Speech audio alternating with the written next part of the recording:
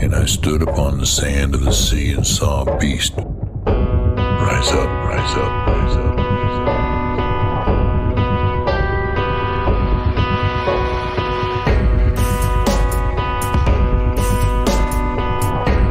Who is able to make war with him?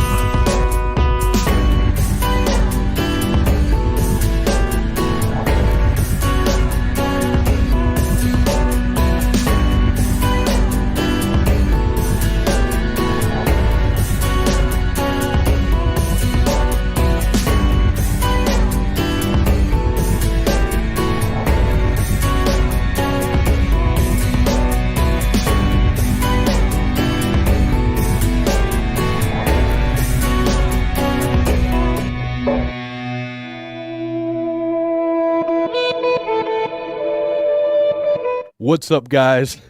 We are live, and David's getting his headset on, so I'm showing his picture to prove that he's here, but we are live, and so we a different setup this time, but we're both here, okay, guys, and that's our fault. We were talking before this. There's so much going on in the world today. You're definitely not going to want to miss this show. I thank you guys so much for being here, because I know you could be literally doing anything else right now, but you're here with us, so we're super thankful and super blessed. And man, tonight's show is one of these shows that I wish that I didn't have to bring forth, and I wish that I didn't have to even research, but it's going to be very interesting, and I think that it'll give a lot of insight to everyone about what is actually happening in the world today. And with that being said, what's up, David? You there? Well, I was already, except for having my mic on, but yeah, hey, I'm glad to be here. And this is going to be a really cutting-edge, spicy broadcast. It sure will. Elon Musk, the Matrix endgame. And is there an endgame with Elon? Well, I think there might be. We're going to be looking into that tonight. And it's something we won't have to wait long for. Because we are now live. I got to say it this time. I'd say it better this time. So I appreciate you guys, and I know that tonight you guys are going to let us know how you're doing, let us know where you're from. I know that there's going to be people listening from all over the place, and we're truly just thankful you guys tuned in. So also, I just want to give a heads up to people. Hopefully, if you haven't watched this, if you are a fan of Billy Carson or a non-fan of Billy Carson, either way, you should watch the debate that he just did. And if you type it in, put Billy Carson debate, you should be able to find it. But man, he got dismantled, destroyed, and I think you guys should check it out for sure, because it's a lot of stuff we've been saying for a long time. Now you guys can see it in action. Just pretty amazing stuff.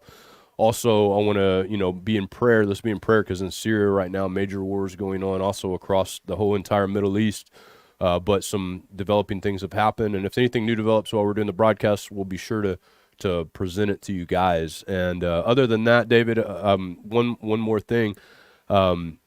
If you guys are into the Book of Enoch, me and David have been doing the Book of Enoch Bible study, and we've been going through the entire Book of Enoch from start all the way almost to finish. We're getting very close to finishing the whole thing, but a lot of the broadcasts are up there. Just uploaded a new one last week and the week before, so you guys make sure you go check those out, because right now, during this time period, the Book of Enoch's written for the time period of the end. It's written for our generation, I believe. And, on our website, this is a way you can support us as well. If you want to try your first month free and see what all there is on the website other than the Book of Enoch video commentary, you can use the promo code FREENOCH, FREENOCH, and make sure you guys go check that out if you're interested. There's other ways you can support there as well in the description. David, let us know about FOJC, what you guys have going on this weekend. Well, I don't want to say too, I just thank God. That's the judgment of God with Billy Carson being dismantled. I tell you, to find someone that's more antagonistic toward the living God and the people of God, it would be hard to find someone more destructive than him. I praise God for that. Yep. And tomorrow night, I'm praising God on Sunday Night Live, FOJC Radio, Underground Church. Brian Reese and I will be doing The Terminator Decoded. We'll be back tomorrow night looking at The Terminator on Mystery Science Theater. It's going to be frosty, so join us for that. All right, David, are we ready to get popping here? We are ready. All right, so let's get popping. For you guys that this is maybe your first time viewing or you haven't been able to view for the last month or so, these 3 episodes, this episode up here on the left is the one we're doing tonight, and then the Trump and Cypher and 2025, You Need to Know. All of these 3 episodes actually kind of go in tandem together because they are very related in their content. And so tomorrow night, I'm actually going to be putting all 3 of them together in a marathon for you guys to check out if you're wanting to watch them all together, because they go together very nicely. In fact, they put together a really, really, really good picture. All of them are individual topics, but you'll see how they all meld in together. And so be on the lookout for that. If you haven't subscribed, hit the subscribe button so you don't miss it. Okay, so tonight we're going to be talking about some things that really take some further investigation than just a basic look at things. I watched, I would say, I don't know how many videos, I would say over 100 videos about Elon Musk, including videos he's put out, including interviews that he's done, including just shows that other people have done trying to, bring out things about Elon Musk. And most of the ones I saw, I didn't really feel like were really as, I guess, intricate as what I would have liked, and so I figured, okay, well, I'm going to do a broadcast about it because I think that people need to understand the whole scope about not only Elon Musk, but what is actually coming. And so I'm going to read these verses to you. In Daniel 2:22, it says, He revealeth the deep and secret things. He knoweth what is in darkness, and the light dwelleth with him. Jeremiah 33:3, and this is speaking to Jeremiah, but this is the kind of things that you can expect out of the God of the universe. He's the one who reveals things through this Holy Spirit. And Jeremiah 33:3 says, Call unto me, and I will answer thee, and show thee great and mighty things which thou knowest not. And so I take these verses seriously. Every time we do a broadcast, every time I research anything, I pray that God will reveal to me things that are hidden, things that maybe I didn't know or maybe nobody else knew too, but maybe things that will benefit the body. And that's really all I care about. If it's going to benefit the body and it's going to actually warn us for things to come. And so I believe tonight's broadcast is a secret things that God is trying to reveal to his people. And I think a lot of people already can kind of see it. Maybe they don't know all the details, but they can kind of see it. And I titled this Elon Musk's Matrix Endgame for a reason, because I believe, after all of that I've studied, and you guys can see if you agree or disagree, and that's fine. Maybe you agree, maybe you don't. We are coming to a precipice where either it's going to be the end of humanity as we know it, or it's going to change for the better. And I don't know either of those things is a 50-50 shot. I know that we're changing, though. I know things are changing, and we're getting ready to hit a point to where things could go right or left. And I'm praying for hope, but I understand what the Bible says too, and I see what these things line up with. So with that being said, I want to continue on this broadcast. And so for those of you that don't know, Musk is all over the news lately. These articles are just from the last 24 hours, but you're talking about today, you just wake up and you look, Elon Musk is everywhere because he is not only a master inventor, he's a genius, he's somebody who is a business magnate, and all of these things. You don't normally get those things all together in one person. Like, you might have somebody who's a genius and that's just brilliant, but normally they don't have that other side of them that's just dumb enough to try everything and do it, right? So you see a lot of business people that are super successful. It's not because they're super smart, it's because they're just dumb enough to keep trying and never give up. Well, he's got both. He's got the dumb enough to keep trying and never get up, and he's got the intelligence to be able to pull off what he's been doing.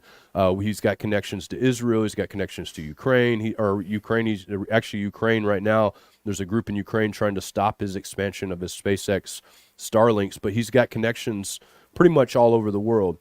And I want to start by just kind of going over people that are in his family. And I thought that I just wanted to bring one person because I thought this person is actually the most interesting part of it to me anyway. Okay. So his mother's interesting. All of his family is interesting, but his grandfather struck my interest. And I want to thank Visual Disturbance actually for saying, hey man, you need to look in to Elon's grandpa. And I was like, okay, I'll look into it. So I looked into it. Here's what I found. He became involved in Canadian politics, backing the technocracy movement before moving to South Africa in 1950. And for those of you that don't know what the technocracy movement it's a political movement that says that scientists and people of that nature should be the ones in charge, not politicians, because politicians can't get anything done. Of course, yeah, that's true. Politicians lately, you've seen what they've done to our country. It's not been great. They don't make the best business moves sometimes, and in fact, they make horrible business moves that have put us in a lot of debt and problems, and they're easily corruptible and everything like that. So anyways, he was a technocracy guy. He was also a supporter of the apartheid. And during that era, Haldeman formally made statements discouraging the previously prevalent anti-Semitism in the party. However, he also gave a speech defending a decision by a party newspaper to publish the Protocols of the Elder of Zion, an anti-Semitic forgery, supposedly. I'm reading what this article said. This is not an anti-Semitic forgery in my opinion, but it could be, I don't know. But claiming, Haldeman said that the plan as outlined in those protocols have been rapidly unfolding in the period of observation of this generation. He would later claim that the international conspiracy of Jewish bankers and the hordes of colored people he claimed they controlled. In later life, he published 2 books alleging international conspiracies, the international conspiracy to establish a world dictatorship and menace to South Africa, and the international conspiracy in health, which cast suspicion on fluoridization, vaccination, and health insurance. And him and his wife actually were pilots, and they went to the lost city of Kalahari to look for somebody who was lost there and to check out this island. I don't know what they found or what happened there, but they were known for that specifically. And it's interesting, most of the stuff I read about him is calling Haldeman an anti-Semite, but he may have been or whatever, but he was actually a very powerful person, held parliament seatings and all of these different things during his time. And this is Elon May Musk, I believe, is Elon's mother, is her father.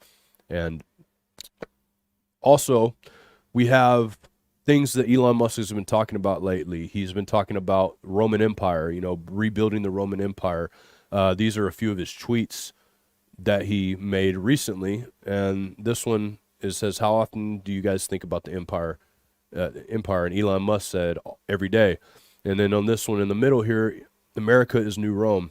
And he just goes over to talk about how the symbolism is the same, which me and David would agree. We've talked about this many times, the symbolism, all of that's right here with what we have. Also, you have this other one here where he is taking his son to Rome to check out these statues and museums, and he says again, I think about the Roman Empire every day. Now, to most people, that means nothing, right? That's just like, okay, well, big deal. A lot of people think about the Roman Empire, and of course, we all think about the Roman Empire from time to time. If you've been educated any at all, you realize that's one of the biggest civilizations and biggest civilizations that we've ever had, and a lot of our biblical history ties into Rome. And so this will tie into some of the theories that we have later. But David, when just kind of going over some of the stuff that we've seen here, is there anything you want to interject until I continue and move on here? No, you go right ahead, John. Okay. Another interesting facet that I found about Elon Musk is that he, I noticed this at the UFC fight he was at the other night. I think in the same UFC fight as when John Jones gave President Trump his belt. I could be wrong, but he did have this necklace. And so it says Occupy Mars, but on the necklace itself, you see this Omega symbol with the eye in the middle. And I thought, like, in my mind, I know Omega means the end. It means like, this is where it all kind of goes down to. And I started seeing this stuff about Elon Musk's Project Omega, not talked about a lot. A lot of people can't find a lot of information about it. And also a tweet here on the bottom left one here, it says a new philosophy that is compatible with most existing beliefs. And he goes on to talk about what he expects out of that philosophy, and it's for expand humanity to become a multi-planet interstellar species to see what's out there. And of course, there's the tweet with his son on his back doing the, hands out, and it says Novus Ordo Seclorum. This is after Donald Trump won his election. Now, I want to bring out a little bit about the Omega Point philosophy, because what he's said to be a philosophy, I believe he actually believes in this philosophy, and this is where the omega point philosophy comes in. It says, the omega point is a theorized future event in which the entirety of the universe spirals toward a final point of unification. The term was invented by French Jesuit Catholic priest Pierre Teilhard de Chardin. Teilhard refers to this process as planetization. Eventually, the noosphere gains total dominance over the biosphere and reaching a point of complete independence from tangible or tangential energy, forming a metaphysical being called the omega point. Mathematical physicist Frank Tipler generalized Teilhard's term omega point to describe what he alleges is the ultimate fate of the universe as required by the laws of physics. The originator of quantum computing, Oxford's David Dutch, Dutch, maybe douche, I don't know, I'm sorry if I pronounced it wrong, David, wrote about how universal quantum computing could bring about Tipler's salvation in his 1997 book, The Fabric of Reality. So we see that this omega point is actually a real important thing to recognize, right? I mean, I think that if I'm looking at a symbol in somebody's neck, knowing what they have planned and seeing that it lines up exactly with what they're doing, it's very interesting. But to bring this all to where it's not just a conspiracy and wondering if it's even real or not, this right here is Eric Fry, who is a major investor, millions of dollars in investing. And he talks about a secret meeting of billionaires right here behind him in this building. And he talks about the Omega Project. So we're going to check this out really quick, and we will Hi, be right back. I'm Eric Fry. I'm here in downtown San Francisco to expose what Elon Musk did inside the walls of this building right behind me. This is where, a few years ago, he and a couple other billionaires launched what I'm calling Project Omega, a project that's soon guaranteed to affect every aspect of your life. Bank of America has already confirmed it could revolutionize everything. Love him or hate him, I think we can all agree that Elon Musk already helped change the world with PayPal, Tesla, and SpaceX. But I believe Project Omega will be much bigger than all of those combined.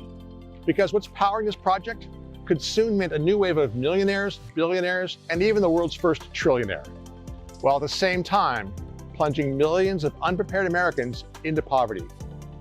These billionaires have been silently working on this project for the past 7 years. And finally, on November 30th, 2022, they flipped on the switch. And that's going to have huge implications for you, no matter how much money you have, no matter where you live or what you do. I believe those who don't prepare could soon be trapped in an economic death spiral. I believe they'll fall behind and might never be able to catch up. Goldman Sachs economists are already warning that 300 million jobs could simply disappear. One industry insider warned that nobody is safe. Even the CEO of Elon's project, the man who actually flipped on the switch, has admitted this will reshape society as we know it. So it's going to reshape society as we know it, and I believe that too. And I believe even without this Omega project, this is what I believe as well. That's what I've been saying. That's what we've all been saying, that we're coming to this point. Now, we've been talking about this for a long time. I think, David, you've been talking about the idea of singularity and this transmutation and all these different things for a very, very long time. And, you know, really until now, it was all based on faith and what the Bible said, faith in what the Scripture said. And I've been talking about it myself since 2012, right? You know, it's all based on what this is, because I used to study this technocracy. In fact, it's interesting because I'm related actually to Francis Bacon, and not that I'm saying he's a great man or anything. I don't know. I know a lot of people speak ill of him. I've read his books, and he has, you know, things that are bad. But nonetheless, I want to say what he was into was the forging of technology. He was into that. He was supposedly a Christian, but about technology. Now, I believe that technology can be good to a certain extent, but it also can be very deadly and it can end mankind. And so we have to be very careful. This is what people have been trying to warn for years. Francis Bacon wanted to bring in the new Atlantis. He was an occultist. When I say he wasn't a bad guy, I don't know if he was evil. Like, I don't know if he was out there sacrificing kids or doing anything like that, but he had opposing beliefs to what we believe, right? He was, from what I understand, he was an occultist, maybe even a Rosicrucian, possibly higher than that. and they wanted to form the new Atlantis, but he was also a technocrat. And so when you see these technocrats keep popping up over time, and we're starting to see a technocracy takeover, it's time to pay attention, because that's basically when, if you look at World War II, at one point the occult sciences were in fact the main focus point of that regime, right? They took control of the lodges and everything so that they could gain all of the knowledge that they could possibly do. And I'm not smart enough to say, is this technology man-made? I'm not smart enough to say that. I wish I was, because there's a lot of it I don't really truly actually understand when it comes to how quantum computing even works, how you put together a quantum computer, what makes it work.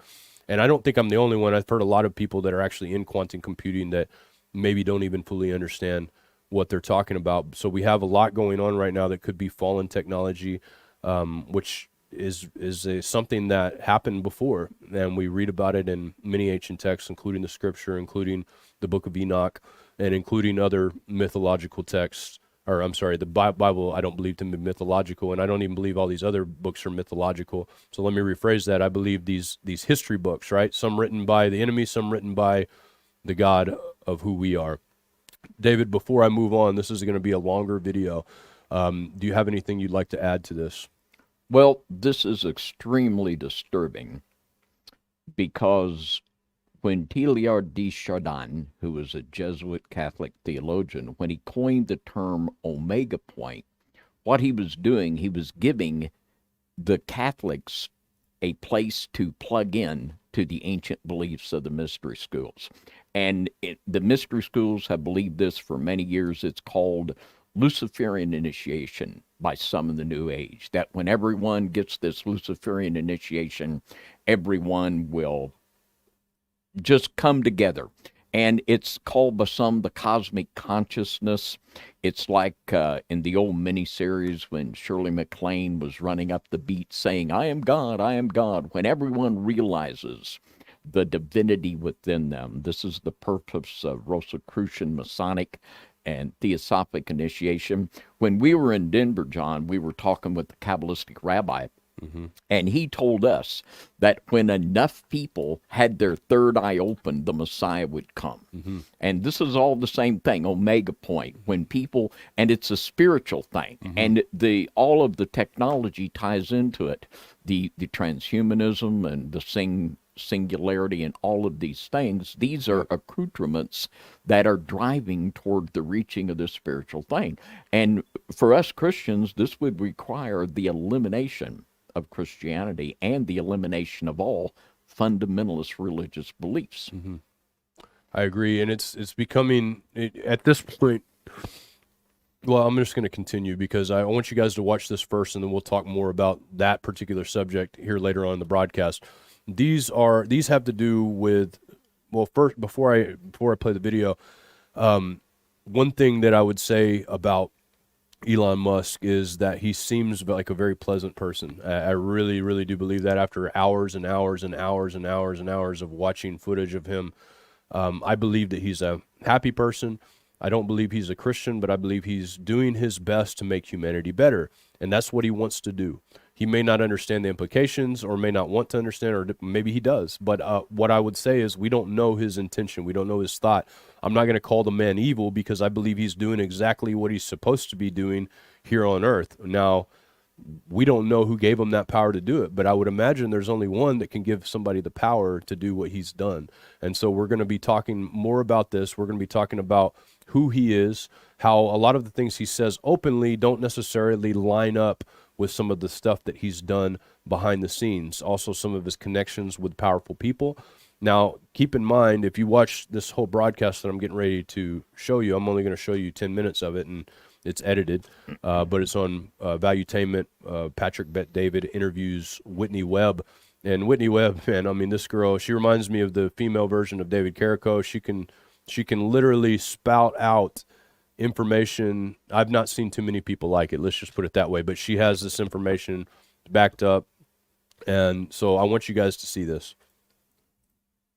My concern becomes when somebody that's been, here's what I'm for this, I'm for that, I'm for this, we got to get off of advertisers, we got to be doing all subscription. All of a sudden, You bring in a advertising agency, a veteran in the marketplace to go and get advertisers. And you know she's a BlackRock, edifying Larry Fink, edifying fake news is not real. Yeah. Did something happen? Did they find, or did, like, that's the part that kind of throws me off sometimes. He won't bring up the fact, well, at least reporters seem to have forgotten, that Kimball Musk, his brother, who's on the board of Tesla and SpaceX, was introduced to a member of Epstein's entourage who had dated Epstein and lived at the apartments on 301 66th Street East, where all these traffic girls lived. A girl from there starts dating Kimball Musk, and somehow Epstein is allegedly granted access to SpaceX facilities and tours, and then is allegedly advising Tesla, according to the New York Times reporter James Stewart, who was told by someone else that Epstein was advising Tesla, and then goes before Epstein's 2019 arrest and most of his public infamy, goes and asks him about if the rumors were true, and Epstein says yes. And this is during a time when Musk is saying he's trying to secure capital to take Tesla private, I believe, and this was allegedly involving one of the Saudi wealth funds of the Saudi government. And at that time, Epstein was a very, very close advisor to Mohammed bin Salman, who had recently come to power. And if you remember back to when the Epstein story the scandal sort of broke in 2019, it wasn't just talking about his townhouse having all these pictures of him and Clinton. There were a lot, probably as much as Clinton, of Epstein with MBS, Mohammed bin Salman. What's the relationship? That's pretty random for a Jewish businessman with maybe ties to the Mossad to be doing business with the Saudi kingdom, MBS? Yes, but Mohammed bin Salman was brought to power in a way that was very uncharacteristic for Saudi Arabia. You know, there it's not father to son hierarchy, right? It's like seniority within the royal family. Usually it's like elderly uncles that become the next crown prince and whatnot. And he was very young, in his 30s, when he came to power. And he hammered out things like the Abraham Accords with people like Jared Kushner. He was texting Jared Kushner all the time, who, of course, has a very close relationship with the Netanyahu family, for example. So, again, that seems rather uncharacteristic as well. And it's very possible that, you know, given the geopolitical plays in the Middle East and North Africa, a lot of that often has to do with, you know, people that are either for or against Israel. You know, what government's going to shifting the balance of power there, normalizing relationships with Israel. And so the Abraham Accords obviously were a huge step towards normalizing the relationship with Israel in the region. And they may have seen you know, oh, there's this upstart prince that's really ambitious, and if we can get him in, then maybe he'll help us push that normalization just a bit further. So, you know, there's a lot of question marks there, but it seems to me that that may have been something to do with it. And I also think this might be the thread to pull on to find out the real reason Epstein was arrested in 2019. Because if you think about who MBS took out, Mohammed bin Nayef, that guy was very, very close to John Brennan, who was the CIA director. And John Brennan was very unhappy with MBS's rise to power. And if you have Epstein close to MBS, John Brennan, who's also a big guy behind Russiagate and all of this stuff, and around MBS, you have Kushner, right? You have Epstein. It seems like there's two intelligence-linked factions sort of duking it out. And if Epstein was on one side and the other side sort of wanted to send a message to that side, you know. This the article I think you're talking about. Jeffrey Epstein claimed he was helping Elon Musk find a new chairman for Tesla. This That's is part one of the of stories. it. Yeah, that's one of the stories. The challenge becomes sometimes when you're seen, people love to jump to conclusion and say, well, this is what's going on. The part I want to isolate is the following with Musk. I think what Musk is doing, 100% there's the argument of what he's taking from public, government funding, SpaceX, all this other stuff, even Tesla. He has to answer to that, and that's part of, capitalism where you're getting money, all this stuff. That's a different story. The part that I want to isolate is him being linked to what Epstein did with the girls. There is nothing there with Musk. No, not that I've seen with the girls, but there are significant business ties, and what I just mentioned is part of that. Another part I cover in my book, it's related to these brothers that worked for Epstein and his brother Mark Epstein at OSA Properties, which has been tied to the sex trafficking operation, those apartments I mentioned earlier, owned by OSA Properties. So one of these two brothers, Jonathan Barrett, that worked directly for Epstein and then worked for Mark Epstein at OSA Properties, works for this company called Luminous. And Luminous is an affiliate or related to LS Power. LS Power is a major supplier to Epstein. And a lot of these directors for Luminous, for example, are the same people that were directors for the special investment vehicle that Epstein had with Bear Stearns called Liquid Funding, and also in investment vehicles and companies tied to Glencore, which is Mark Rich, who's a well-known affiliate of pretty much openly referred to as a Mossad asset and stuff like that. He was a commodities trader, a fugitive from the U.S. for a long time because of helping Israel avoid the oil embargo of Arab nations.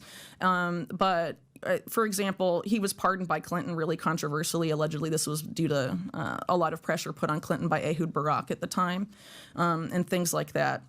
So anyway, you have sort of those shared connections and the Kimball Musk thing. And then you have a woman named Nicole Junkerman that I wrote a lot about in the book who has invested in recent years very extensively in SpaceX. And Nicole Junkerman, maybe I should backtrack a little bit before getting to Nicole. So basically, what I note in my book is that there's the sex trafficking operation of Epstein everyone knows about, but there seems to have been another parallel operation that he used for influence ops, I guess you could say, involving women, but they were of age. They were women that were well educated in some cases, and probably most of the cases, but at least a few cases we know about, Epstein financed their graduate education and helped connect them. They ended up marrying or dating powerful people sort of in his circle. So allegedly Trump is one of these guys, right? So his girlfriend before Melania, Selena Middlefart, Epstein was taking her Terrible with him. last name. Yeah. Horrible. I know. Horrible name. Well, she's Norwegian. Spell that. She's Norwegian, so maybe in Norway. It's like a P-F-A-R-T. No, it's far. It's spelled far. It's Middlefart. Yeah, she's a Norwegian heiress, very tragic. attractive despite the last name, I guess. Yeah, so that probably helped her out. Good for her. That was Yeah, good. but she and a couple of these other women that Epstein was taking to the Clinton White House in the 90s ended up marrying very powerful people. And she dated Trump, and then allegedly Melania was introduced to Trump by Ghislaine and Jeffrey Epstein. Wow. They claimed that. Who claims that? I think it was either Ghislaine or Jeffrey Epstein at some point before their infamy. They're saying but that that's how Trump met Melania. there's that allegation that they were introduced to each other, But the modeling industry thing with Epstein and Ghislaine, remember, this is before they were infamous necessarily, at least publicly. And Trump likes models. I think we all know that. That's right? not breaking news. Yeah. But I mean, it's not like it was, oh, look, meet Melania, who's underage at the time. Right. It wasn't like that. So again, if you're trying to secure influence with powerful people and you don't think they're susceptible to your sex blackmail op involving minors, you can be the matchmaker that sets them on the path to marital bliss, right? I personally, if you're against the WEF, sort of like, Musk postures about being against the WEF, and they're all about this type of, digital WEF ID. being World Economic Forum. World Economic Forum. But it's not just exclusive to them, right? There's a lot of other interested parties, including Bill Gates, for example, a big force behind ID 2020 and all of that. A lot of this particular network's very interested in creating sort of this everything app, because everything you do, finances, social media, all of it is in one centralized place, and you get all that data. Like a super app. Yeah. What is this ID 2020? What is that, John? It's a public-private partnership that was overseen. It was created under the aegis of or the auspices of the United Nations, and I think it's the Rockefeller Foundation, and it's some other nonprofits that were created by the Gates Foundation, like Gavi, the Vaccine Alliance. But Bill Gates is a big proponent of this whole digital ID paradigm, for sure. Yeah. But I mean, the benefit of it, if you're one of these guys, you get all the data and you can sell it to security agencies, you can sell it to whoever, right? Because if data is the new oil, that's the way to make money. So you get everyone's data on that app. That's one thing. But at the same time, keep in mind, too, Musk is a military and intelligence contractor. And historically, if you look at the ambitions of the national security agencies as it relates to mass surveillance, they have wanted a thing like that for a very long time. Have everyone's data in one place. We can know exactly what they're doing at all times. And then also there's this interest on their part as well of using AI to predict what will happen, sort of this pre-crime paradigm in a sense. Like Minority Report, where they know what's happening before it even happens. Well, it's been being piloted or has been piloted in the past by companies like Palantir, Peter Thiel, who did PayPal with Musk, right? Predictive policing. And actually, William Barr under Trump created a pre-crime program in the United States called DEEP under the Department of Justice that has arrested some people for their social media posts and stuff like that. Arrested for their social media under posts? Under the guise that they're preventing mass shootings before they happen. So we kind of see where this is all going, and if you haven't recognized, I think if I'm right, Vivek is the guy that he started PayPal with, if I'm correct, and I think he actually is the CEO of Palantir, and he's appointed to the cabinet of Trump's cabinet. And I could be wrong in that. If I'm wrong, please let me know. I'm live right now, so I'm not looking it up. But when you think about these connections here, we have a mass control system going on here. Back when this whole Epstein thing was going, I did a broadcast, and I remember I was doing it with John Hall, and I remember in this broadcast looking at these connections with Mossad and everything, and thinking, man, this is getting interesting. And for the longest time, we didn't think anything was ever going to happen with that. We'll see whatever all happens, but the fact that they're all interconnected, and we see a huge play here. We see the expose of everything that Epstein had, right? See that's huge. Right there was kind of the fulcrum as far as I'm concerned. That was when we realized that something was getting ready to go down, right? This was big, as far as I'm concerned. And then you have all of these other things that just keep popping off after that to show that one side is getting toasted and the other side is rising. Now, there was a lot of unsteady points during that time, but I think we're at the end of that cycle. But as we've talked about before, in the scriptures, it talks about a giant eagle, right? And actually in 2nd Esdras, it talks about this giant eagle. And this is the vision that Daniel had seen, but God gave this vision to Ezra as well. And this vision was not of the beast like Daniel saw, but it was actually a 3-headed eagle. And one side devoured the other side. And me and David have both thought that this is possibly what we're getting ready, what we're actually seeing here, so that it makes way for whatever comes next. And of course, order out of chaos is the name of the game. I mean, there's no doubt about that. David, that was a long video, and I know you were writing notes, so I'm going to give you the floor for a second. Well, what I fear we might be hearing in the near future, like Ms. Webb mentioned here, the Abraham Accords. And this was back in 2020, when Mr. Trump was able to get Morocco, Sudan, and the United Arab Emirates, and a couple others to sign on to this agreement, which the basic concept behind this agreement is that Muslims and Jews and Christians all worship the same God, which if you're a Bible Christian, that's not true for you. But right now in Syria, and Mr. Trump and Mr. Kushner, they played upon the animosity between the United Arab Emirates and Iran over a dispute over 3 islands in the near the Strait of Hormuz, which are very critical. And in 71, when the UAE was formed, they claimed these islands, and Iran and them have been fighting over it. Well, right now, the United Arab Emirates is funding the anti-Assad groups in Syria, and Iran is funding the Assad forces. So these two sides are in conflict, and what we see Mr. Trump doing, and what I fear we're going to hear, is trying to get more people to buy into this concept of the Abrahamic Accords. And peace is great, but this absolutely fits the pattern of the one world religion the scripture warns us of.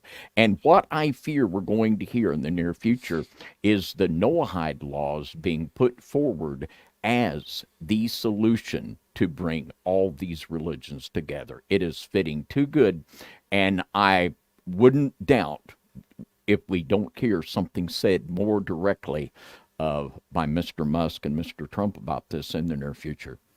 Yeah, I think it's, I've always thought it's either going to be Noahide laws or it's going to be do as thou wilt type. One of the two is going to happen. Lawlessness is either going to go through the roof, or Noahide laws are going to be instituted and all of that. So I think maybe one after the other, we'll see. We'll see what happens. But there's definitely, that seems to be, at least for the people that are on this team, that we're talking about here, Elon and Trump and all of the people that are surrounding them, that this is possibly the result that they're going to do. Now, I don't know. I've heard people say that Elon Musk is anti-Semitic, believe it or not, and actually Benjamin Netanyahu came to meet with him one time because of a post that he made.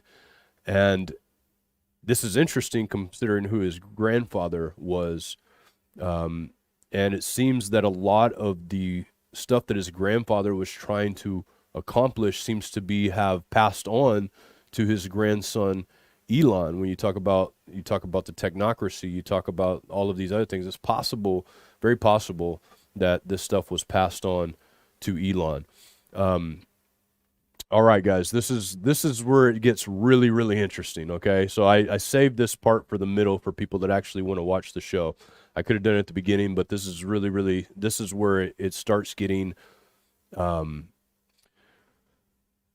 to look away. The dots start connecting, and you might see something you don't want to see. When I was connecting these dots, I was like, oh my goodness, I can't believe that I'm seeing what I'm seeing in this, because this is interesting. Now, I don't know that Elon Musk knows about all of these connections to what the stuff that he chooses to do. I'm assuming because he's way smarter than I am, he probably does. He's probably read more books than I have when it comes to this stuff, and it seems that he's really into a lot of those things. So ancient history, etc. So I would assume that he has an idea about what he's doing. Now, I will say this. All of us are born in this world in a time we can't decipher. We don't know when we're going to be born. So there's things in our life that happen that we have no control over. Yet, oddly enough, I've seen this through all of the decodes that I've ever done. Every person has some things that line up in their life. Like, I could sit here and probably decode David Carrico. I could go through the day he was born. I could go through the things that he's chosen to do with his life. I could go through who he's married. I could go through all of the different things. I can even go through his name and get all these things. And I'm going to see a common thread there, which is very strange to say. I've never known this until recently, that they're going to find a common thread of really strange coincidences with literally everyone you try to decode, including myself. I even did one on myself just to see what I could find, and I was like, whoa, how did I not know any of this? Like, what is going on here?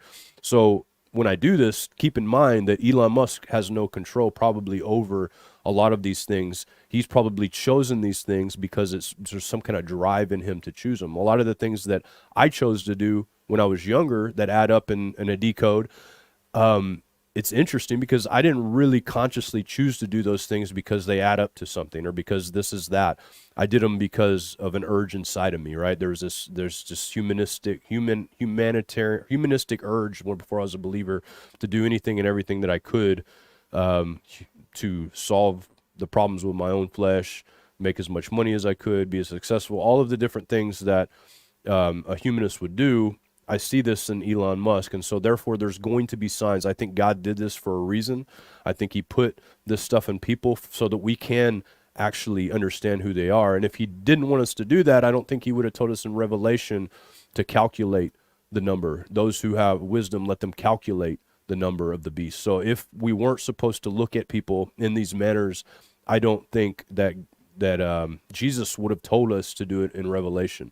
And every time I'm calculating something, I'm always calculating to see if this person is the beast. So anyways, with that being said, let's get moving here. Okay, we're going to talk about the X. This is a huge thing in Elon Musk.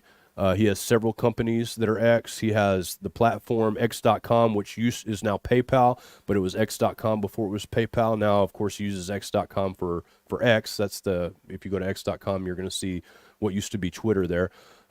He co-founded the Space and Exploration Technologies Corporation, or SpaceX. Musk, along with engineers at his fellow companies Tesla and OpenAI and other big tech companies, Google and Microsoft, launched artificial intelligence company XAI Core with a goal to understand the true nature of the universe. Musk announced the rebranding of Twitter, a popular social network. I just talked about that. He acquired it for $44 billion and made it X. Okay, so we're going to examine this X the best we can. And I examined it through every ancient alphabet everything that I could find and see what the meanings are on this. So the first one we're going to start out with is the Greek, and you guys can figure out which one he is trying to take on by these things. In fact, it may be all of them. If we read them all, we start to see a common thread. So in the system of Greek numerals, it has a value of 600.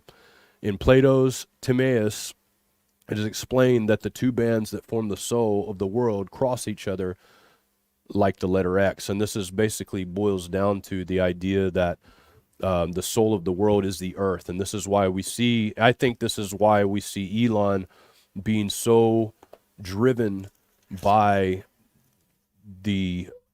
to save the earth, to put electricity, to do everything he can to gain energy. And in fact, I think that's one of the reasons he wants to go to Mars, which we'll talk about later, because of the deposits that he can use to make his batteries. At least that's what he believes is going on there. Another version of the X here is the crook and flail of Osiris. In esoteric teachings, this is a law of karma and the law of continual cycle that cannot be broken. In basic understanding, X is the law of cause and effect, which we shall reap what we sow. And Elon's been saying that he's bringing in this reaping what you sow law. He's going to do his best to do it, right? In a spiritual school of Egypt, the letter X symbolizes the crook, the Heka, and the flail, Neheka, of Osiris. The crook identifies Osiris as the shepherd of sheep, while the flail is used as the tool for separating grains from their husk in farming methods. According to Resurrect Isis, the Egyptians also believed that the letter X symbolized the genetic crossing across human civilizations. Now, if you look at all of these things individually, all of these can be applied to Elon Musk's agenda, every single one of these, except for maybe separating husks from the seeds or whatnot. I don't know. He may be doing that. Maybe that's part of what he's doing. I have no idea. He may be getting involved in that. But anyways, that's the X in the Egyptian. And you see here, this was interesting. I don't know why I put this right here, but since I popped it up, I'm going to show it to you. But on his X account, he says verified since 3000 BC, and that puts you right around the time of the Titans and the Nephilim and all of those things. So interesting enough. Anyways, so moving on to here, Tyre is the version of the of Mars. Tyre is the Scandinavian Viking version of Mars, and so Tyre receives mention in the Latin text by way of the process of interpretatio Romana, in which Latin texts refer to the god by the way of perceived counterpart in Roman mythology. Latin inscriptions and texts frequently refer to Tyre as Mars. In wider Germanic mythology is known in Old English as T, which is how you pronounce it, and in Old Language German as Zu, both stemming from the Proto-Germanic theonym, Tiwaz, meaning God. Little information about God survives beyond Old Norse sources. Tyre could be the eponym of the Tiwaz rune, which is basically a Latin letter T. So I thought that was interesting because this god Mars, that is actually called, in different languages. And to explain that a little bit, the languages were split at the Tower of Babel. And though you see different gods mentioned in different cultures, they're the same God, same attributes, same achievements, all of these different things, except they have a different name because it's a different language. And so this T god is a version of Mars. There's another thing to do with this X I'm going to bring up in just a second, but while we're on the Mars subject, I want to bring up this. So there's a book that was written by Werner von Braun. Now, Werner von Braun was a Nazi scientist who was brought over from Operation Paperclip, and he became the head of NASA organization. So he wrote this book, and I read the intro of this book, and in the intro he said, this is a real version of what it will look like when men actually go to Mars. And this is what, it's basically a fiction book, but he describes it as a book that can be used to basically sum up the story of men going to Mars. In page 177 of that book, and also on, I think it was page 182, you see this here, and I've highlighted these for you. It says the Martian government was directed by 10 men. 10 sounds interesting, doesn't it? The leader of whom was elected by universal suffrage for 5 years and entitled Elon. 2 houses of parliament enacted the laws to be administered by the Elon and his cabinet. The upper house was called the Council of Elders and was limited to a membership of 60 persons. each being appointed for life by the Elon, as vacancies occurred by death. In principle, the method was not unlike that which the College of Cardinals in the Roman Catholic Church is appointed. Usually, the Elon chose historians, churchmen, former cabinet members, and successful economic leaders who could offer lifetime of valuable experiences. So there's more about that, not a whole lot more about Elon himself, but about the government on Mars, the people that are going, etc. This is in this book. It's very interesting to me that Werner von Braun wrote this book and titled Elon, and Elon's made it his mission to go to Mars. It's a weird coincidence, huh? So you look at that and you think, well, maybe Elon didn't know about that, or maybe he did. Maybe that's what inspired him to do it. He like, look, I'm mentioned here in this book. Maybe I'm the one that's supposed to do it. You can't rule that out. That's a possibility, but also it's a possibility that Werner von Braun knew something. When you look at rocketry in our country, it's been run, Jack Parsons, JPL, Jet Propulsion Laboratories. Jack Parsons was an occultist and a leader of an organization that Aleister Crowley was a leader of as well. He did a ritual bringing in beings that we would probably trying to bring in beings that look like gray aliens into this earth and created rockets. And so I would assume that there was a similar, I can't say this for sure because I don't want to, blast somebody that didn't do this, but I would assume that rocketry and all of this, a lot of this stems from the ability to reach with these entities and let them explain how these things work. And I could be wrong. I have no idea. And that's a person that, it's easy for me to say that because I don't understand it. I just don't understand it. Maybe I've never looked at rocketry, but it's hard for me to imagine myself coming up with the idea of rockets and figuring out how to make them work. And so when I have that notion in my head, it makes me think, oh, it's got to be fallen angel tech. But I'm not the smartest man in the world when it comes to those kind of things, so it could not be. It could just be they're smart guys. But the fact is, American rocketry was founded upon occultism, and that's something that can't really be denied. I'm going to go through this one real quick here, and then, David, I want to get your opinions here. So this is the Tav in Hebrew. And this blows my mind right here. So the design of the Tav is the Dalet and the Nun. The two letters spell out the names of Dan, one of the tribes of Israel. So those two letters together make the Tav, and actually are the two letters that spell out the tribe of Dan. The actual meaning of Tav is sign. In Ezekiel 21, it states that when God was about to destroy the holy temple, he told his angels to put a mark on the foreheads of the people. That mark was the letter Tav.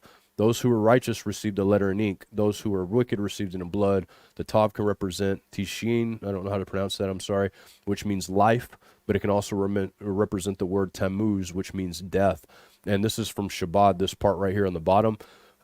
So we were talking about, rabbis that are doing this, so they're not always going to be 100% accurate or right on everything, but this seems pretty true because I looked up the letter about the mark, and it is the Tav letter. 100% is the Tav.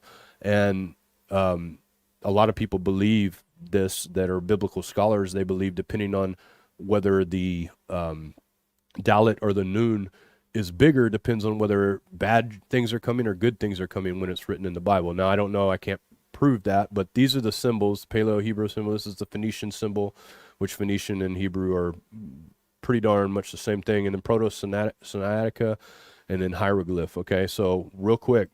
This is something that you're going to need to watch, okay? You're going to need to watch these two broadcasts, The Serpent Tribe of Dan in the End Times and Born to Rule Blue Buds. Both of these are about Dan, and the one here on the right that we did, the Blue Bloods, it talks about how Dan left in ships and how they might have discovered some secret technology, and also the idea that Dan, a lot of people believe Dan, somebody out of the tribe of Dan, is supposed to be the Antichrist, and is supposed to be at least be the bringer about of the end times. And anyways, interestingly enough, I don't know if I have this in here, so I'm going to say it just ahead of time. In Judges, there's actually a judge mentioned named Elon, right? He's one of the judges in the book of Judges.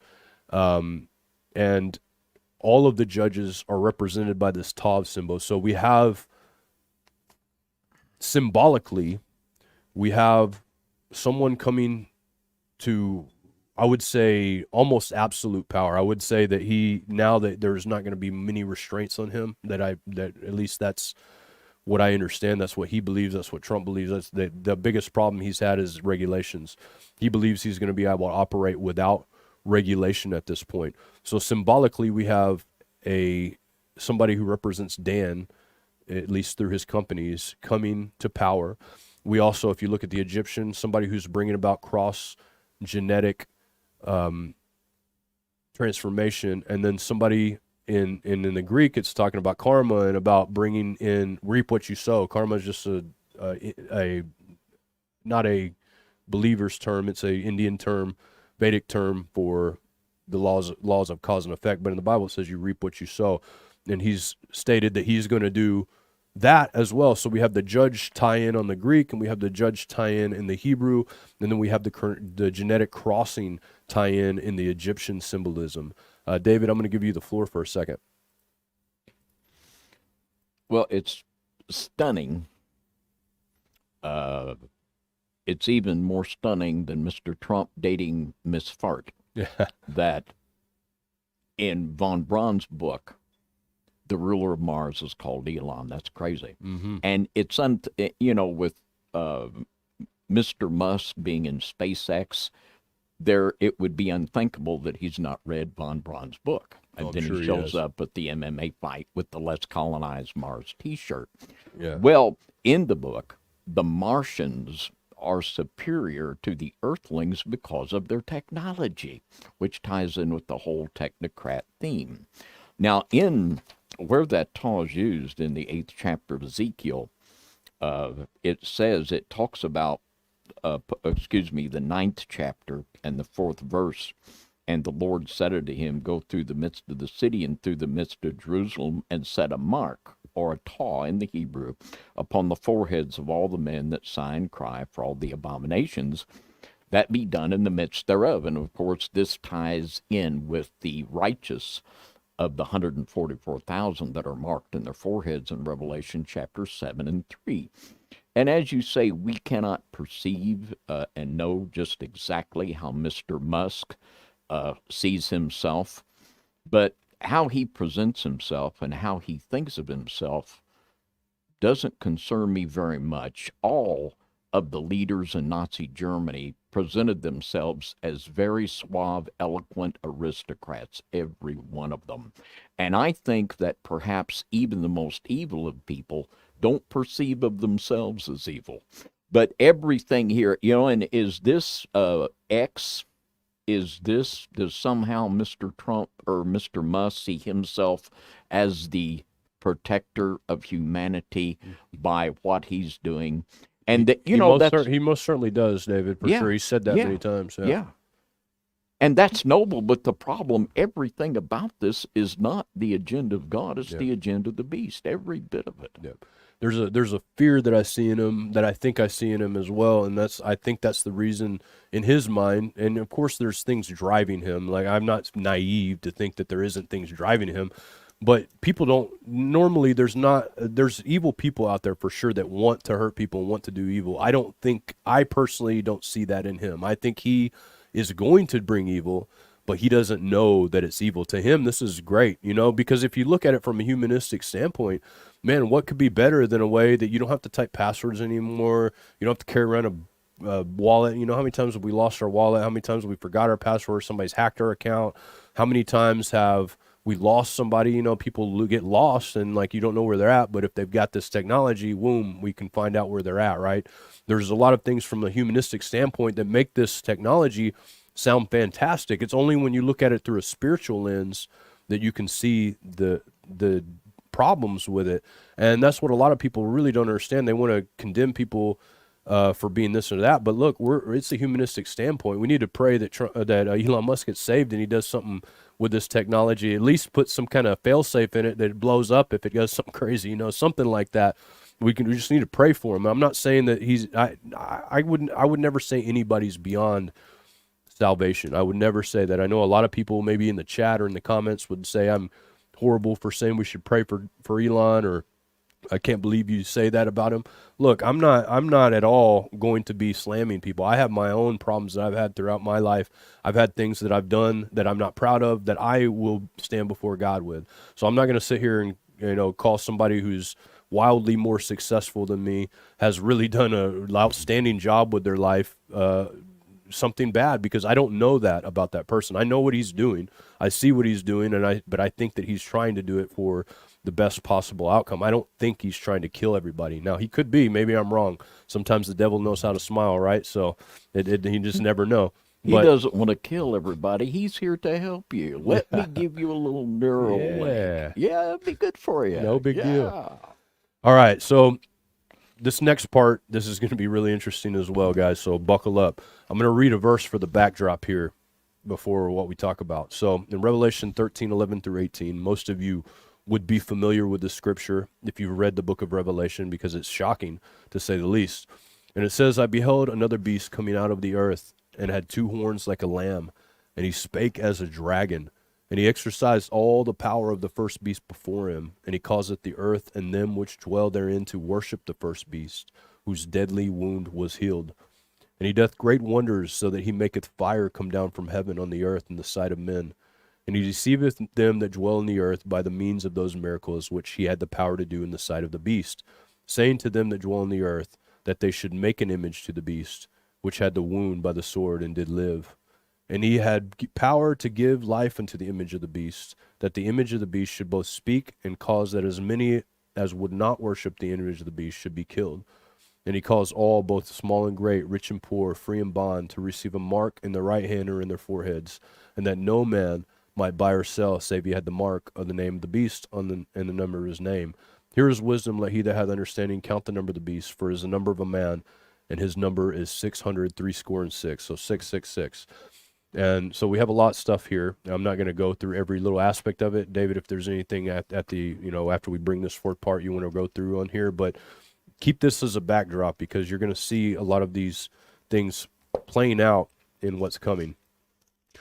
Okay, this right here is Greg Epstein, a humanist chaplain at Harvard University. He says he's the prophet in chief of this new wave of highly religious technology that is dominant force in the current Republican coalition.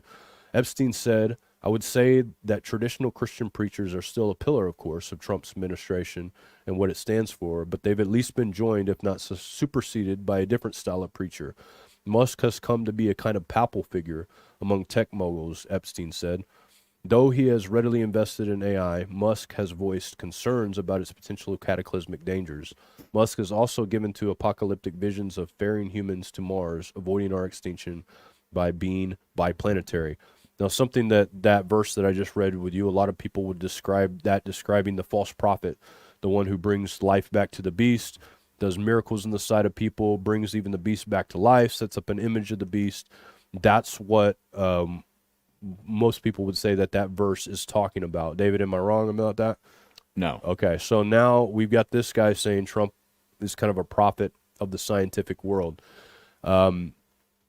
Now, this video that I'm getting ready to show you, this is EI speaking to in front of a bunch of business magnates, people who lead business, some in Saudi Arabia, some all over, oil barons, etc. And he's going on this podcast. This is shortly after the election, not too long ago.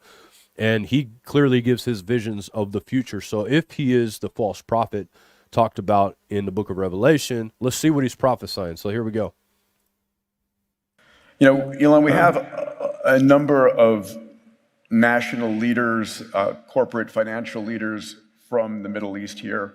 What's your advice to decision makers here in the room that don't want to miss the AI transformation and will be part of the leadership of that AI transformation?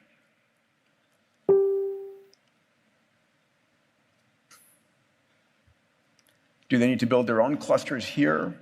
Are they partnering?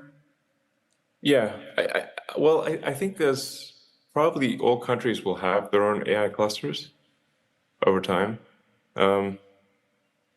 It's currently very difficult to actually build an AI cluster and have it run. It's not like just pulling a computer out of a box. They are currently very difficult to run. And you have to say, are you going to be training a frontier model? Because if you're training a frontier model, then you need a massive amount of compute and a level of technical skill that is only a few companies possess.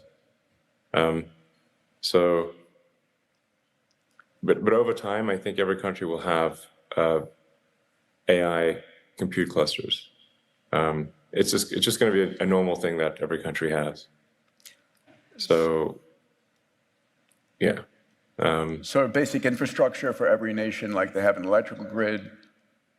Yeah, it'll be something like electricity, or just or having an airline or something like that. It's every country will have AIs or multiple AIs. So, and there will be a lot of robots. There'll be a lot of robots. But we had way more robots than people. When are we on Mars? When is Starship on Mars? I think we'll be able to launch some Starships to Mars in 2 years. So at the next Mars window, which is in about 26, 27 months, we're just about to start, or we're at the beginning of a Mars transit window now, and they occur every 26 months. So just over 2 years, we'll be sending our first uncrewed Starships to Mars, and then if those work out well, and we don't increment the crater count on Mars, then we'll send humans 2 years after that. So a challenge to be on the surface of Mars before the end of the decade sounds like a reasonable proclamation for either, I think so. for either side of the White House, hopefully. Yeah. I will go I feel there. more optimistic about it with a Trump White House than a non-Trump White House, because the biggest impediment to progress that we're experiencing is regulatory, is overregulation. Got to keep those whales and sharks safe. Yeah.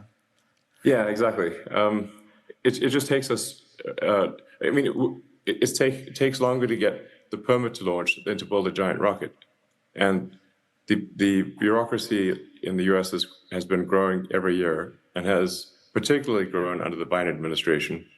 And unless we do something to scale back the overregulation, I call it sort of, America is getting, and a lot of countries are getting slow strangulation from overregulation. And unless something is done to push back on that, it'll eventually become illegal to do almost any large project, and we won't be able to get to Mars. Give us some predictions on when we'll see Cybercab, when we'll be ordering a Cybercab. Yeah, well, Tesla, unsupervised full self-driving, we expect to be working in the U.S. next year with the Model 3 and Y. So you don't have to wait for the robo-taxi or Cybercab to for Tesla to release autonomy. We're currently expecting to exceed human safety levels in Q2 next year, and then substantially go beyond that thereafter. And so really it's just a software update to the cars to be able to launch our self-driving network. So we expect to do unsupervised full self-driving and start that in California and Texas, around the middle of next year. And then, we have 7 million cars on the road. We'll have 9.5 million cars by the end of next year. So, and eventually we'll have a fleet of 100 million plus vehicles, and they'll all be autonomous. The Cybercab with no steering wheel or pedals, we're expecting to reach volume production in 2026. So that's certainly interesting. But like I said, the actual launch of a robotic taxi, unsupervised full self-driving, is actually next year. And at the event, the Tesla autonomy event, we had 50 cars, 30 Model Ys that were driverless, and 20 of the Cybercabs. And so autonomy is here, is what I'm saying. And and all cars will drive themselves. This is a no-brainer. They'll get to where they're 10 times safer than human-driven cars, which will save, past 1 million lives a year globally. And then Optimus starts limited production next year, 2025, and then should be in volume production in 26.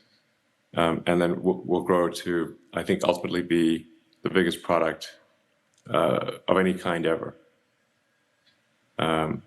So, and I kind of agree with Ark Invest and Kathy Wood that autonomy, like the sort of robotic taxis, makes Tesla kind of like about a $5 trillion company.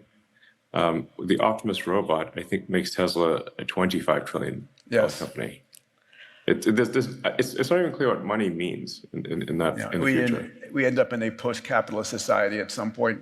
Elon, you make we do sort of end up. It does become kind of post-capitalist. And like I said, and I know you agree with this that we're, and looking at the most likely bright side, we're headed for an age of abundance where anyone can have any goods and services they want. It won't be a case of universal basic income. It'll be a case of universal high income is the most likely outcome. So you see what he's saying here. Basically, we're talking about a post-capitalist, people on Mars. Tesla basically takes over the world, and their market cap just gets so high it's above any nation's market cap. And you have more robots than people. All of these things said by Elon Musk. And the interesting thing to me about the Mars thing, and this is what stands out the most about him, because he's really, really dedicated towards SpaceX and getting to Mars. One thing that's said about Mars is supposedly has, what is the stuff you make batteries out of? I can't remember. The stuff that lithium is supposedly lithium laden. Now, when we talk about the planets, the Bible doesn't call them planets. It calls them wandering stars. And it also talks about celestial bodies. And David may not agree with me here, but I believe that the gods mentioned in Greek, in the Rome, and then even going back to Numalish, all of these, because they're all tied with constellations and stars, I believe these were the old stomping grounds of some of the sons of God. I believe this is where they may have lived in a place that they were a part of. And I look, is it within the firmament? Is in the firmament? We don't know that for sure. We know it's up there. We know it looks like it has land on it. We know it looks like it has, rings, or Saturn has rings, there's moons, etc. So we know there's something up there. Like, there's no doubt that something's up there. But I think that a lot of the fallen gods, he talks about his X.com being verified 3000 BC. That's the time of the Nephilim. Mars was a Nephilim. Mars was either a watcher or a Nephilim. And it's interesting to me because the Bible talks about in Jude that they left their first estate. What was their first estate? Did they have bodies of like star-like bodies? Did they have what was it that they left their first estate for? Is this entity driving Elon Musk to get back to Mars? Because I know this, the fallen ones desperately want to get out of the world. I don't think they're able. I think this is what billions and billions and billions of dollars has gone towards funding rocketry, funding towards shooting weapons up there, whatever they got to do to break through. This is what I believe they've been trying to do because they know that they're stuck here. God has enclosed them in here, especially the demonic entities. They can never die. They can never be, be full of water or food, right? They thirst and hunger, but they can't eat any of those things. They're just walking around, and their main goal is to put mankind down. Like, that's what they want. They want to take mankind and destroy them. The book of Enoch says they work against mankind. From the time that they died, they became spirits that went on earth, and they work against mankind. This is these Nephilim spirits. So you can't rule that part out of it either. What say you, David, about this stuff coming up? Well, when I put what we have here, we have the most powerful man in the world coming together with the richest man in the world, and perhaps the most intelligent man in the world for some reason. But when I put it to the smell test, I don't smell sweet incense. I smell sulfur and brimstone. And more robots than people, that's disturbing when we think about singularity and this certainty, according to all of the experts, the certainty of singularity, hello, Terminator, that's disturbing. But what's even more disturbing are the changes to humanity that Mr. Musk has proposed with his Neuralink and his other things that are with the transhumanist agenda. Well, that's definitely part of what we're getting ready to talk about with the Neuralink. So are you getting into the Neuralink here in a minute? I am. Go okay, ahead, well, I'll save the rest of my comments for later because there's you go right ahead, John. Okay. I don't want to get ahead of you. No, it's all right. Actually the next slide is Neuralink. This is okay. Well, you go ahead and I'll comment the rest of what I was going to say after that because. Yeah, I spent a lot of time researching Neuralink and actually listened to an 8-hour interview on I can't remember the name of the podcast now, Lex Friedman podcast. I listened to an 8-hour interview. Elon Musk was in it. And then there was, I guess he's either the CEO or one of the creators of the Neuralink. And then there was a guy that actually had the Neuralink implanted in him that was in the interview. So I learned a lot about the Neuralink, a lot about what they're trying to do. And so I put together this short video with Elon Musk, kind of giving the brunt of what he prophesies to be the future of Neuralink. Now, this is going to be a minute 40 video. So I'm going to play this for you guys real quick. Yeah, well, I mean, what are we but our memories? And what is death but the loss of memory? Loss of information. If you could say like, well, if you could you run a thought experiment, what if you were disintegrated painlessly and then reintegrated a moment later, like teleportation, I guess, provided there's no information loss. The fact that your one body was disintegrated is irrelevant. And memories is just such a huge part of that. Death is fundamentally the loss of information, the loss of memory. So if we can store them as accurately as possible, we basically achieve a kind of immortality. Yeah. Do you think there will be a world in the next couple of decades where it's hundreds of millions of people have Neuralinks? Yeah, I do. Do you think when they see the capabilities, the superhuman capabilities that are possible, and then the safety is demonstrated?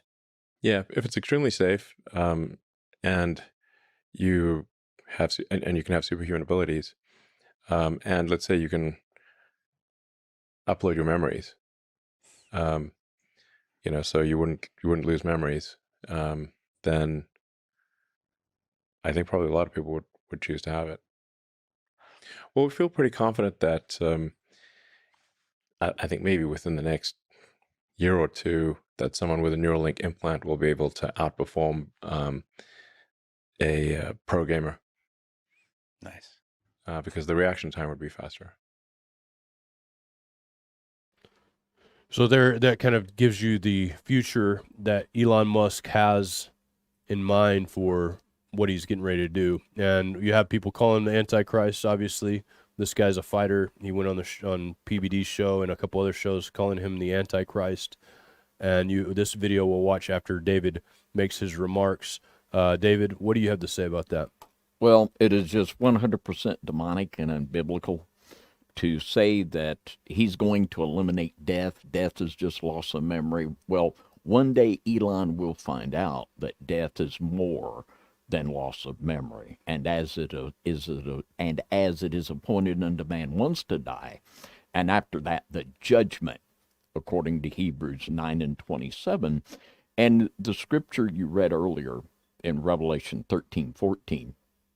It says, and he deceiveth them that dwell on the earth by the means of those miracles which he had power to do in the sight of the beast, saying to them that dwell on the earth that they should make an image to the beast. It's something he causes people to do. Yeah. Like, boy, now Jesus Christ was fully God, fully man, born of a virgin, and I believe that the beast of Revelation 13 will be fully man, fully fallen angel. I believe he will be a Nephilim, just like the scripture says in the book of Hebrews that a body was prepared for Christ. I believe Satan is preparing a body for the beast. And this is nothing but the changing of humanity through transhumanism. And if you were going to do things, what man is born in the image of God, and to change human genetics would be to change us from the image of God to the image of the beast. all of this transhumanist agenda toward the altering of human genetics, it's 100% satanic. And over all that little rant that Mr. Musk had, I would just put a big stamp of devil on the whole thing of it. It's not of God. Yeah, I think I would say to most people who are believers, that just kind of sounds scary, right? It sounds not scary, but it definitely sounds like what we're talking about here. But to people that aren't believers, this sounds great. All right, superpowers, live forever. Yeah. Wow, sounds fantastic. They don't know the implications. Of course, in the scripture, it talks a little bit more about that. And one more quick thought. Mr. Musk has been frustrated by regulations from going ahead with his Neuralink as fast as we went. Will you bet when Mr. Trump is inaugurated that Mr. Musk will have the green light for whatever he wants to implement? Mm-hmm. The green light will be on and the wagon will be going downhill 100 miles an hour. I agree. And I'm going to save those two verses for the two verses that I was going to bring out for the very end that have to do with that. So I am going to show you guys, this is the testimony of a lady on YouTube called Shalom Girl. I don't know her. I can't verify her story. It could be 100% made up. She claims to be basically a child that was reared for powerful people to be a slave of some sort, Illuminati slave. And she details in the story what she saw happen when she supposedly lived in the Musk house. Now, I can't rule it out as true, or I can't rule it out as false. And so you guys have to make up your mind on whether it's true or false. In fact, you can't make up your mind on it's true or false based on this, but I think it's interesting based on what we're talking about. So I'm going to go ahead and watch it. So here we go. When I was a girl, I was in San Francisco. I was procured and sent to work for a family. There were 3 generations. There was a boy, the boy's mother, and the boy's grandfather. They were coming from Africa. They were white as me. I thought they'd be black. They were coming from Africa. And because of something the boy did, I never told what he did. The boy did something very dark when he was very little. And I was just coming to know Jesus. And Jesus saved me. And anyway, the boy did something very dark. And I never told what he did. And then one day I asked someone in the circle, Imelda, Joaquin's mother, I asked Imelda, I said, is he the Antichrist? I was 13 years old. She didn't even blink. She said, no, but he will present the mark. And when you see him do that, the Antichrist will take the stage. Okay, so there's that story. She mentioned something dark in there, and I've got the video of her talking about these dark things. So we're going to watch that real quick as a short video as well. The world knows him as Elon Musk. His name changed over time. And what he did was, one day we were alone. I was watching him. I'm a few years older than him. I was born in 1965. He was tiny. He was tiny as a 2-year-old. Tiny as a 2-year-old when he was supposed to be 8 or so. But, or 7. But he called me in his room. He said, Moon, come play with my friends. I'm going to attempt to tell you this story without explaining myself too much. He called me Moon, and he said, Moon, come play with my friends. I went to the entry of his doorway, and it was dark in there, and he had set up some of his mother's ancient artifacts in a certain way on his bed. Well, something was happening, and there was wind and energy and sparks, and he started jumping up and down like a little kid with a sparkler on 4th of July. And something was happening, and he started being lifted up. Something opened up above his bed, above where he'd set this up. Something opened up, and a giant opened up, and you could see another world, and he was being lifted up, and I grabbed his little arm, and I was being lifted up, and we got sucked in there. And biblically, I think it was the abyss in Revelation 10. The abyss. I think that's where we were. And we went in there, and there was no bottom. And it was dark, but it was glowing.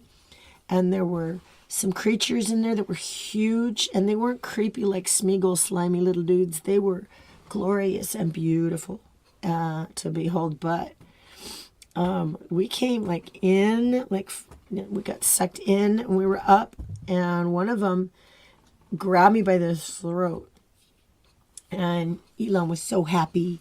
He was so happy, and this thing grabbed me by the throat and was going to consume me. And I cried out to Jesus. I cried, Jesus, save me. And it stopped.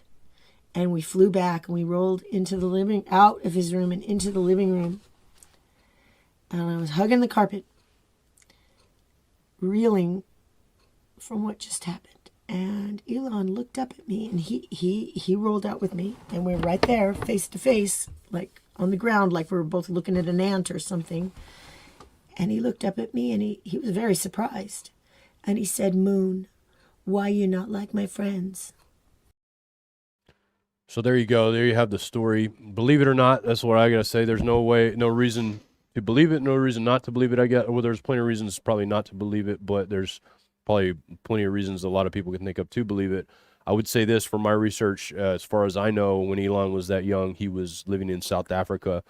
He was living there with his mother. And so I don't necessarily... it's possible that maybe he said he was in South Africa. I don't know, but other things that don't necessarily line up with it too. In another story, she mentions his dad, and from what I can tell, his father died before this. So I could be wrong, but so there's a couple things that make me think, well, maybe just maybe her story's not true. But then again, things can be fabricated about where people lived, etc. And so maybe she is telling the truth. All of those things sound believable because we know that Elon is a super genius and he's driving the beast system forward toward us like a bat out of hell, right? We know all those things. So when you hear this kind of story, you want to believe it. But we don't know that it's true. So there we go. We're just going to put it out there. I wanted to show you guys it just so you can kind of make up your mind for yourself. David, what do you got to comment on that after seeing that? Well, that's about all we can say about it.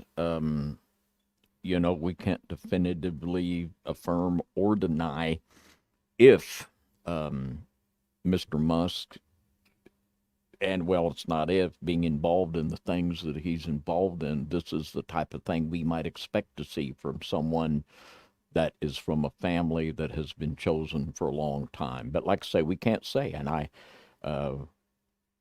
no need saying it again because we can't say. Exactly. And yeah, unless you saw it with your own eyes and can verify all that stuff, it's hard to say for sure. But it was, in my opinion, worth mentioning because I know what would happen, David, if I didn't put it in there. Yeah. There'd be 100 comments. What about his, people are calling, she said he was his babysitter, then she said she was only like a couple years older than him. So there's a couple, maybe not inconsistencies, maybe I just didn't understand them properly.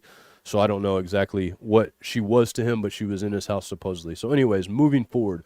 So when we look at all this stuff and we see what's coming, and most of you are going to say this is the technology Neuralink is, in fact, the mark of the beast. And I would agree that it's very plausible that would be at least a means in which they would use the mark of the beast. And maybe it's not the final technology for it. Maybe there'll be another greater. Maybe Elon Musk, something happens to him and this whole thing is a wash, right? It's possible.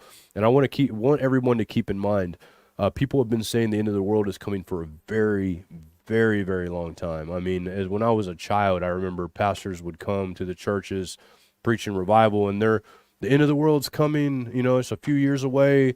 Bush is the Antichrist, or, whoever, somebody's the Antichrist. There's always an Antichrist. There's always one of these guys who had to be the Antichrist. The great thing about it is, or the thing about it is that it will give them some, little bit of just clarity, and give them a little bit of props, is that people probably did line up with the mark of the beast. They probably did line up with the beast or Antichrist, because they don't put people in power unless they do, in my opinion. So that being said, we don't know that the end of the world is coming very quickly. We don't really know this. I personally believe there will be a very short period of time when things will get so good, maybe bad first, good, but there's going to be a time when good, where people are really going to get trust for this man.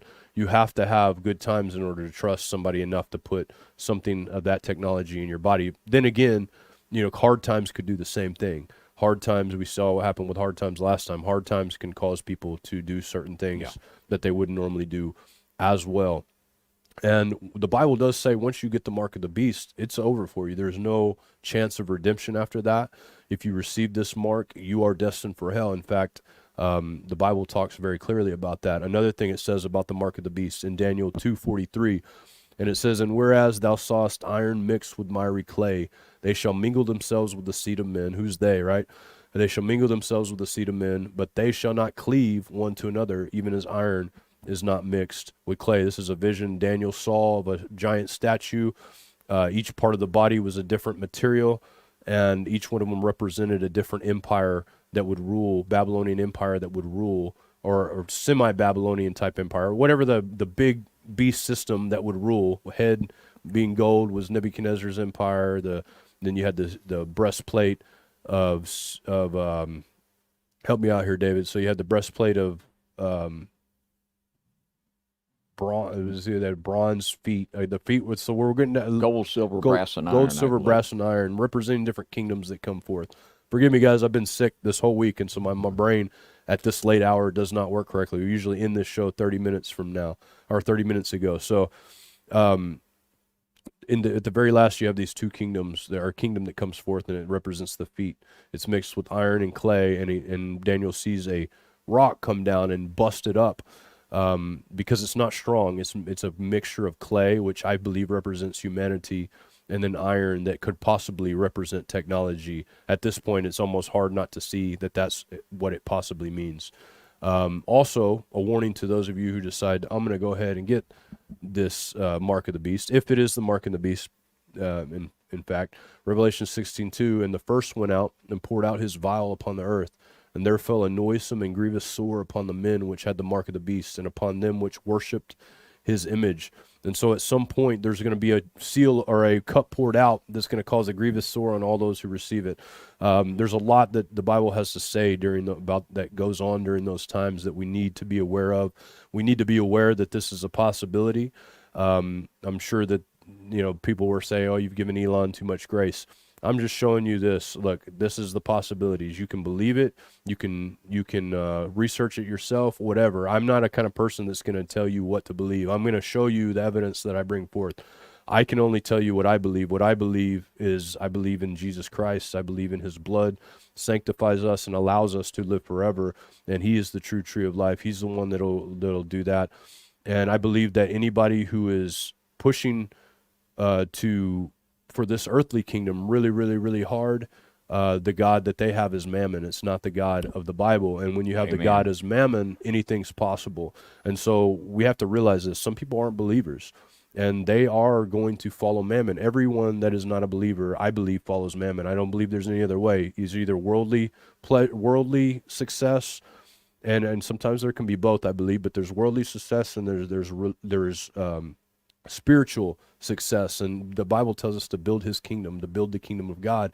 He also tells us his kingdom is not of this world, right? It's not here, or he would have had his angels come and save him, right? From what actually what the crucifixion, he would have had that happen, and he would have taken over the kingdoms, and he would have put them all to death if his kingdom was of this world. At that time, he went up to heaven, he was transfigured, and he was ruling at the right hand of the Father. So his kingdom is a spiritual kingdom, which makes no sense to humanists. It makes no sense to people who are non-believers. Even people often throw around the term they're demon possessed, this and that.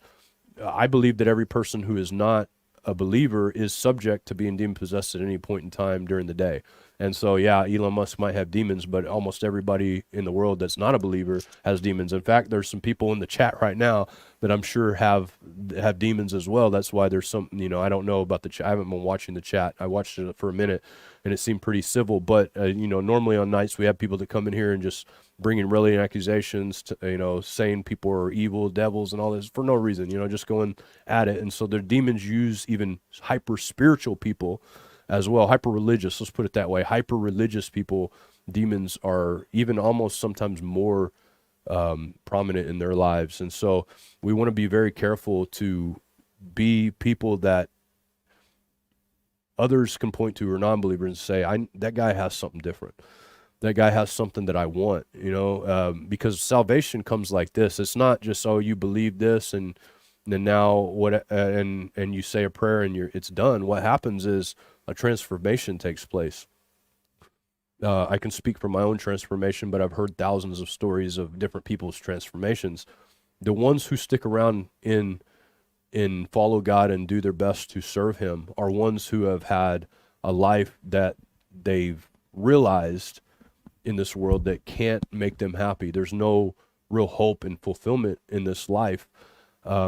And a lot of that comes when you have deaths in families, and I've went through a lot of death when I was younger, and a lot of different things. And I realized real quickly, this world doesn't have what I'm looking for. And so then I had to dig spiritually and ask God, please show me, let me know. Do you care about me? Let me know. And when I dug spiritually, that's when I found real life. And so we need to dig spiritually instead of physically, not looking for eternal life on this earth, because this earth, if you haven't noticed yet, there's a lot of problems here. Even for the best of us, we have a lot of problems. And so we will live on earth again, but in sanctified bodies, and the wicked will be driven out from amongst us, and they will no longer be here. Thank God for that. And the Bible does say that the wealthy build up riches for the righteous, right? The wicked build up wealth or riches for the righteous. And I believe a lot of this stuff that we're seeing, maybe discluding the chip in your brain, a lot of this stuff we're seeing is wealth being built up for us. I truly believe that. And maybe whatever the wealth is more spiritual than physical. I don't know. But I truly believe they're building up wealth. And whether or not they know it or not, there's going to come a day of reckoning. The Bible talks about them hiding themselves in the ground, in their deep underground military bunkers, asking God to bring the rocks down on them so they don't have to face what's coming. And they know the cataclysm's coming. Every single one of them know. Do they know that they're trying to escape God's wrath? Probably. But even if they don't know, whatever's driving them knows, and this is their mode to be able to escape the wrath of God. They know the earth is getting ready to be destroyed soon. That's why there's all this global warming talk. That's why they're trying to find other planets. That's why they're trying to do anything that they can to keep the wrath of God from touching them anyway. They probably don't care if it touches us, but from touching them. So with that being said, there's a lot more that I could have said about Elon Musk. And as I've said before, hopefully you guys enjoyed this. Hit the subscribe if you did. What I will say is that I'm just a researcher.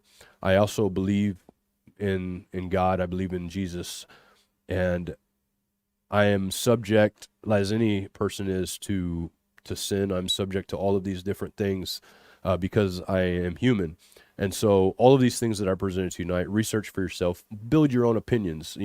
People get mad when somebody doesn't agree with them or whatever. Build your own thoughts and look and search for yourself, okay? Don't take my word for it. Don't take David's word for it. Don't take anybody's word for it. Search and study yourself. Don't get mad at other people's opinions. Build your own opinion. Your life doesn't hinge off my opinion or David's opinion. Your life does not hinge off that whatsoever. Your life hinges off your relationship with God. So keep that in mind as we go forward. David, what do you got? You got anything else you want to talk about before we end this up? Well, I think one final thing we can say with all certainty. 1 Corinthians 15:54 says, "So when this corruptible shall have put on incorruption, and this mortal shall have put on immortality, then shall be brought to pass the saying that is written, death is swallowed up in victory."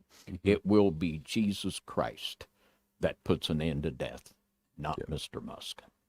Amen to that, guys. And thank you so much.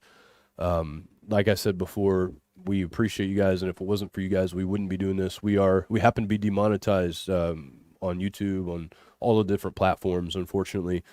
But because of your guys' support, that's how we keep going, and so we're thankful for it. Also, I want to say something. You guys are getting ready to hopefully join us in the Pounders Pound. This is where we pound the like button all together, and if you already did it, that's okay, but we're going to do it again, and we're going to pound it so hard that it regrets not being hitting, not already going ahead and pushing itself. So here we go, guys. Are you ready? On the count of three. One, two, three. Boom. Yes, thank you guys so much. David, end us out. Well, as always, we thank each and every one of you for being a part of this broadcast this evening and for your continued prayers and support for NYSTV. As we always say, we couldn't do it without you, and that is so true. So with that, until next Saturday night, 10 p.m. Central, a big high five and good night, everybody, from the Midnight Ride.